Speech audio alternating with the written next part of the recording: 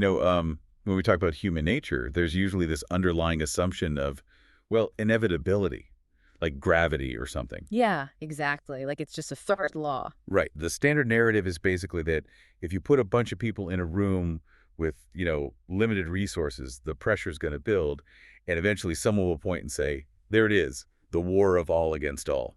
It is deeply, deeply ingrained in us to view that as the default setting. I mean, the popular consensus seems to be that we are essentially just one extended power outage away from total social collapse. Total chaos, yeah. Yeah. But when you step into the world of evolutionary biology and game theory, that gravity suddenly stops working. It really does. It flips everything on its head. Right. So we end up looking at this behavioral landscape that runs completely counter to what we've been taught for, well, centuries. So welcome to today's deep dive. Our mission today is to completely rethink human nature, which is a big task. A huge task, yeah. And as always, just right up front, because we are dealing with political philosophy and the fundamental nature of government, it's crucial to note that we are not taking any political sides today, left or right. Absolutely not. We're not endorsing the viewpoints of the content, but we're simply acting as impartial guides to help you, the listener, understand the fascinating ideas contained in this original source material. And the source material today is highly provocative, to say the least. We're looking at a formal paper by Boris Kriger, and it's titled Cooperation as Attractor. Right. And it essentially synthesizes evolutionary biology, game theory, neuroscience, sociological data, all of it, to make a rather bold claim that cooperation is actually our biological and mathematical baseline. And the kicker here, the really wild part, is his argument regarding the state. Because for nearly 400 years, since Thomas Hobbes wrote Leviathan in, 1651? Yeah, 1651. Right, we've been told humans are naturally selfish and violent, and that we need a strong coercive government, a Leviathan, to keep us from destroying each other. But Krieger's paper argues that the coercive state is actually generating the very conflict it claims to prevent. Exactly. He calls it the Leviathan Paradox. The Leviathan Paradox. I love that term. It's very fitting. The premise of the paradox is that the cage built to protect society is, ironically, the primary source of society's aggression. Wow. But to really grasp how the author arrives at this conclusion, we have to kind of strip away all our cultural conditioning and look at the underlying machinery of human interaction. Specifically, we have to look at the neurochemistry of cooperation. Right. The paper outlines what it calls the neurochemical duality principle, which I found super fascinating because it takes cooperation out of the realm of just like philosophy and grounds it in hard biology. The biological reality here is that cooperation is a 100-million-year-old evolutionary survival strategy. Wait, 100 million years? Yes, it predates human culture by a massive margin. It's deep in our hardware. When you engage in voluntary cooperation, so helping a neighbor, sharing resources, collaborating on a project, your brain literally rewards you. It gives you the good chemicals. Exactly. It releases oxytocin, which fosters trust and social bonding, and dopamine, which gives you that feeling of satisfaction and pleasure. So we are essentially, we're drugged by our own biology to enjoy helping one another. We really are. But the paper emphasizes that the word voluntary is doing a lot of heavy lifting in that sentence. Okay, so what happens when that exact same cooperative act is, forced? The brain's response completely inverts. Really? Yeah. When cooperation is coerced under the threat of punishment, even if the physical action is completely identical, your brain interprets it as a loss of agency, so your threat detection system kicks in. Oh, man. So no more dopamine. Nope. Instead of oxytocin and dopamine, your body releases cortisol and adrenaline. It literally triggers a stress response. Okay, I want to make sure I'm fully grasping this. So if I help a friend move their couch, my brain gives me a neurochemical reward. I feel good. Right.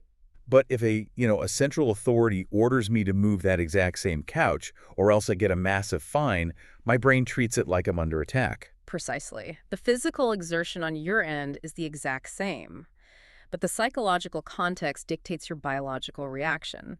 The presence of coercion transforms a socially bonding event into a stress-inducing compliance task. That makes me think of breathing. Breathing, how so? Well, breathing happens naturally, right? And it sustains life.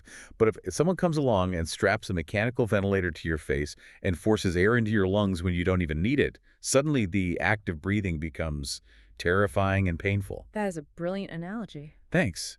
It seems like Hobbes essentially looked at humanity fighting the ventilator and concluded that breathing itself must be unnatural. That captures the mechanism perfectly, yeah. Hobbes observed the distress and the conflict that coercive systems generated, and he misattributed it to human nature itself. But, this dynamic isn't just limited to our internal neurochemistry. It also dictates the mathematics of our social interactions. Which brings us to game theory, my favorite topic. Yes. So Hobbes basically treated human interaction like a mathematical problem, where the smartest, most logical move is always to betray the other person. Right. He modeled human society as a one-off prisoner's dilemma. Exactly. And in game theory, for those who might need a refresher, a prisoner's dilemma is a scenario where two individuals can either cooperate with each other or betray each other. And if you are only ever going to meet someone once, Yeah. right, and there are zero reputational consequences, betraying them preemptively usually yields the highest immediate payoff for you personally. Right. If you view the world through that very specific narrow lens, defection appears to be the dominant rational strategy. But the paper points out that treating human life as a series of isolated, one-off encounters is just a fundamentally flawed assumption. I mean, we live in complex social networks, we have memories, we talk to each other. Exactly. The relevant model for actual human life isn't a single game. It's an iterated prisoner's dilemma. Iterated, meaning it repeats. Yes. The game is played repeatedly over time. And the mathematical outcomes of iterated games are entirely different. The paper references the Folk theorem in game theory, and also those famous computer tournaments organized by Robert Axelrod in the 1980s. Oh, I want to pause on Axelrod's tournaments for a second, because the mechanics of how that worked really highlight the math behind this whole idea. Go for it. He essentially invited programmers from all over to submit different strategies to compete in a massive, simulated, iterated prisoner's dilemma. Yeah, he did, yeah. Hundreds of thousands of interactions. And people submitted these highly complex, extremely aggressive, deceptive strategies, assuming that ruthlessness would just win out over time. Because that's what we're taught, right? The ruthless survive. Right. But the strategy that consistently won the tournament was shockingly simple.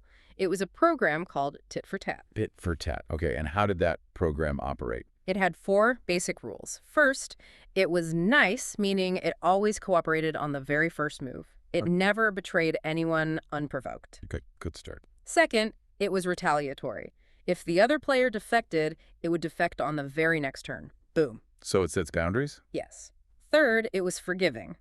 If the other player went back to cooperating, tit for tat would immediately forgive the past betrayal and cooperate again. Wow, no grudges. 0 grudges.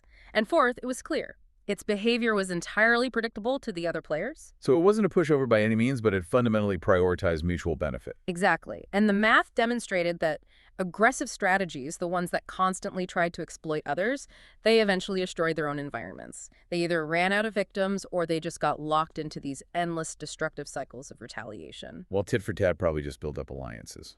Right. It fostered these micro-environments of cooperation that yielded compounding mutual rewards over time. So the Folk theorem mathematically proves that if there's just a moderate probability you will interact with the same person again, cooperation isn't just a nice thing to do. It is the most mathematically robust, self-serving strategy available. Okay, so the biology says we are literally wired for it, and the math says it's the most logical way to survive. Yeah. But, I have to push back a little bit here. Please do. It's one thing for a tidy computer simulation to show cooperation winning, right? But the real world is notoriously messy. Does this actually hold up when the rules of society break down? To answer that, the author utilizes a concept from dynamical systems theory known as an attractor. An attractor? Yeah, in physics or math, an attractor is a stable state that a system naturally seeks to return to after it experiences a perturbation, basically, a disruption. Okay. So think of a rubber band. If you stretch a rubber band and let it go, its attractor state is its original unstretched shape. It naturally snaps back to it. Got it. And the paper is arguing that cooperation is our social attractor state. Like, when a crisis hits and the state vanishes, we just snap back to mutual aid. The historical and sociological data strongly supports this, actually. Look at the aftermath of major perturbations where state authority temporarily evaporated. Like natural disaster. Exactly.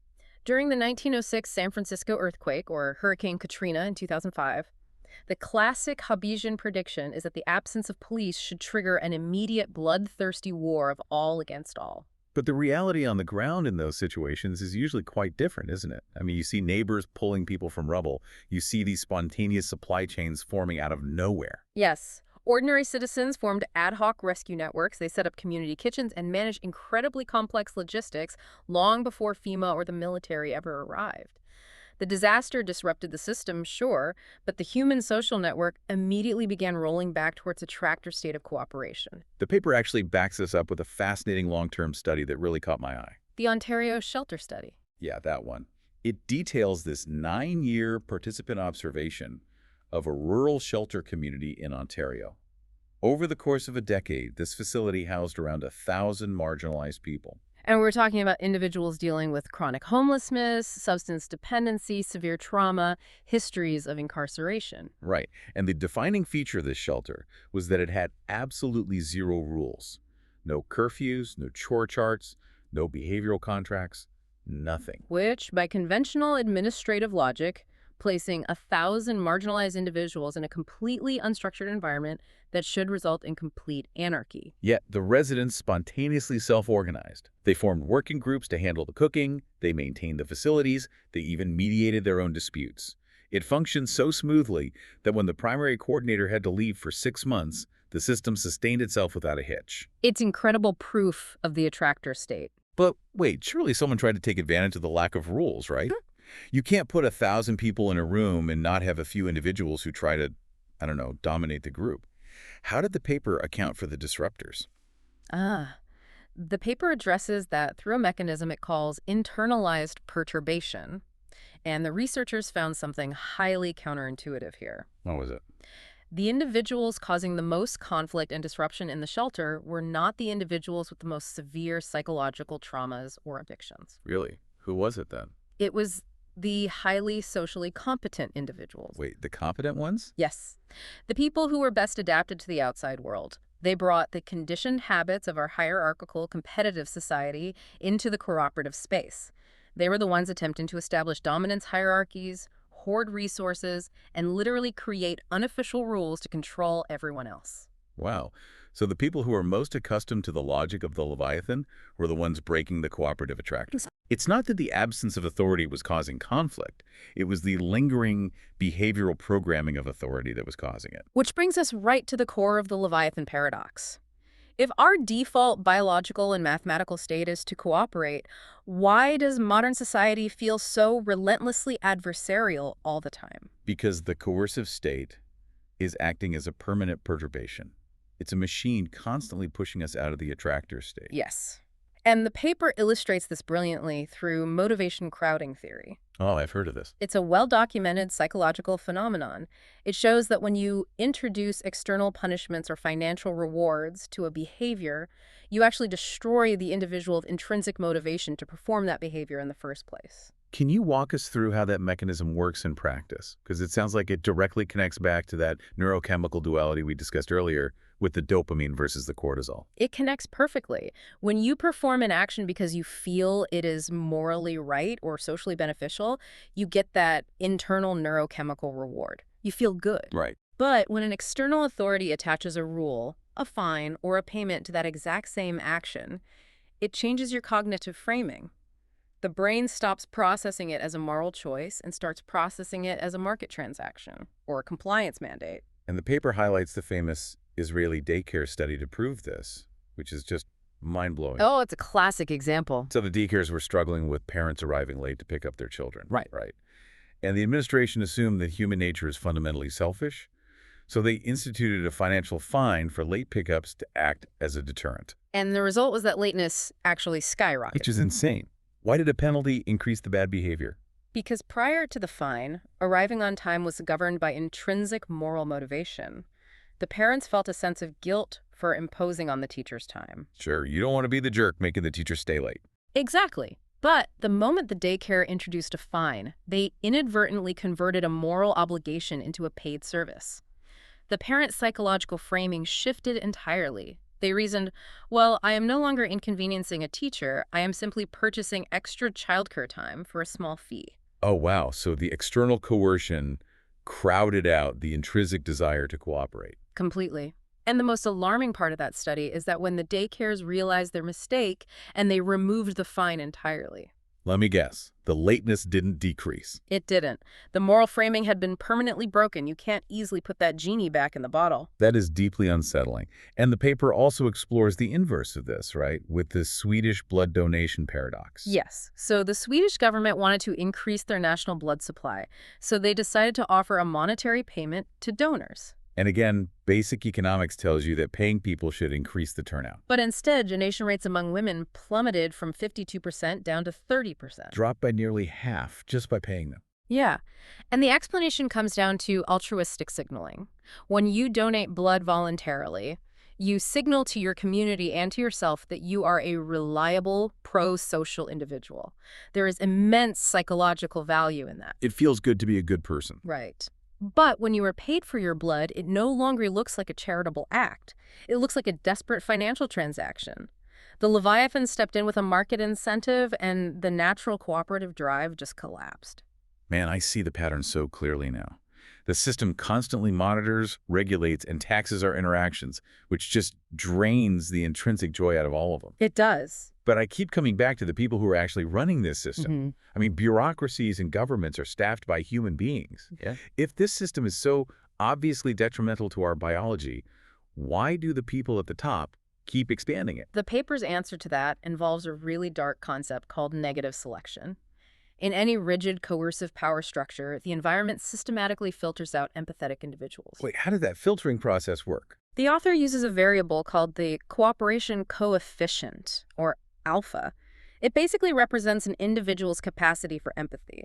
If you have a high alpha, it means your neurochemistry is highly attuned to the well-being of others. Okay, so you care when people are hurting. Yes. So if you are placed in a middle management position within a coercive bureaucracy and you are ordered to lay off 50 struggling employees or enforce a deeply unfair regulation, a high alpha individual will experience severe empathic distress. It will literally cause them psychological pain to do that job. So highly empathetic people will naturally just self-select out of those roles, or they'll refuse to do the ruthless things required to get promoted. They tap out. Exactly.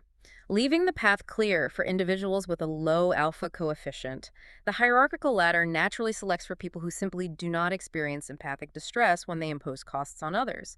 The system elevates individuals exhibiting what psychology refers to as dark triad traits. Which are? Narcissism, Machiavellianism, and subclinical psychopathy. Oh, great. That reminds me of an autoimmune disease. Well, the state is nominally designed to act as the immune system for society, right, protecting us from threats. But because of this negative selection, the system becomes compromised. It starts attacking the healthy, cooperative tissue of the society, inflaming the entire body politic and turning our natural collaboration into resentful compliance. The autoimmune analogy is highly appropriate, actually. The state's defense mechanisms literally become the primary source of the society's distress. And this brings us to a really critical realization about how these low alpha leaders maintain their authority. They utilize psychological projection. Meaning they assume everyone else thinks the exact same way they do. Precisely. A leader who has reached the top of a coercive hierarchy often views trust as a fatal weakness. Because their own neurochemistry does not reward them for altruism, they literally cannot comprehend intrinsic motivation. They don't have the hardware for it. Right. So when they look out at the population, they project their own internal psychological landscape onto the public. They declare human beings are fundamentally selfish and ruthless. Therefore, they need me to control them. Wow. They are looking in a mirror and mistaking it for a window. That's a great way to put it. And the paper argues that this exact psychological error is what fundamentally corrupted Thomas Hobbes' philosophy from the very beginning. It calls it inverse survivorship bias. Okay, inverse survivorship bias. Let's unpack that. So, classical survivorship bias occurs when you draw broad conclusions by only looking at a filtered sample of successes, like only studying the traits of billionaire CEOs to understand the general economy, and ignoring everyone who failed. Right. Well, Hobbes committed the inverse of this. He drew conclusions about universal human nature from a highly filtered sample of the most aggressive, power-hungry individuals of his era. Because he wrote Leviathan during the English Civil War, Yeah. right? He was surrounded by ruthless monarchs, military commanders, and ambitious aristocrats who were basically slaughtering each other for absolute control. He observed this hyper-concentrated sample of low-empathy elites who had survived the brutal filter of hierarchical power, and he assumed that their sociopathic behavior was the baseline for all of humanity. It's the equivalent of studying the behavioral dynamics of a maximum security prison and concluding that the entire human race is inherently criminal. Exactly. The entire foundation of modern political thought is basically built on a sampling error. A massive sampling error. And it's one that trapped society in what the paper calls the two-pole trap. The Leviathan generates two opposing magnetic poles that absorb these highly aggressive, dominance-driven individuals. Walk me through these two poles. How does the trap actually function? Well, the first is the authority pole. The state creates institutions, the military, the police, intelligence agencies, corporate monopolies that channel dominance motivation into state-sanctioned coercion.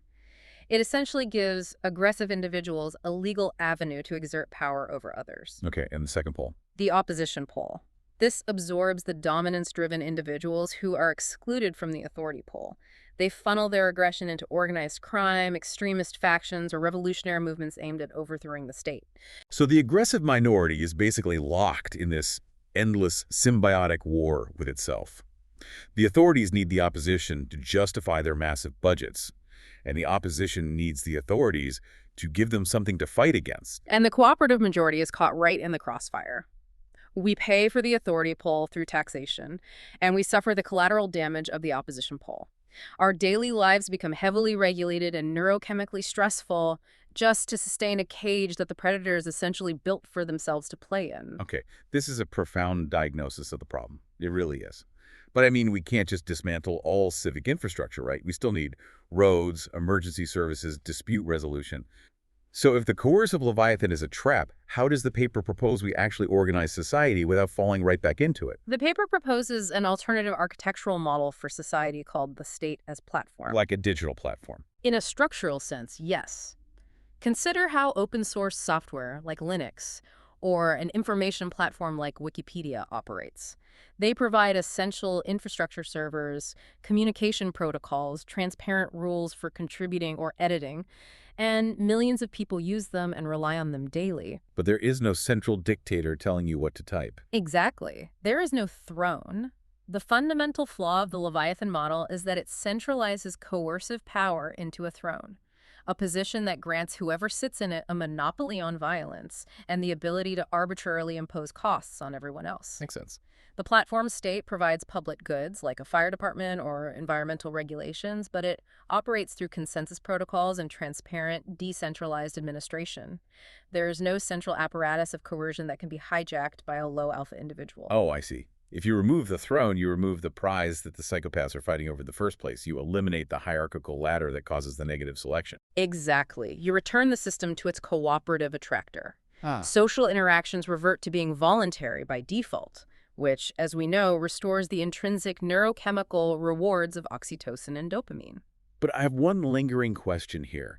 We established that these highly competitive, dominance-driven people do exist, even if they are a small minority. Yes. In a platform state, without a police force or a military to absorb them, what prevents them from just building a new throne? What stops them from just taking over the platform? The platform model addresses this through the deliberate construction of sublimation channels. You see, you cannot wish away human aggression or dominance drives. It's impossible. But you can redirect them into arenas where they cannot cause structural harm. What does a sublimation channel look like in practice, then? It is a domain where the stakes are purely based on status and achievement rather than survival or coercion.